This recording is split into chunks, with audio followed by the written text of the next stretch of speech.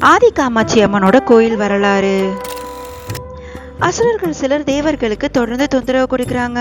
அதனால தங்களை காக்கும்படி பூலோகம் வந்து தேவர்கள் எல்லாம் அம்பிகையை வேண்டி தவம் இருக்காங்க.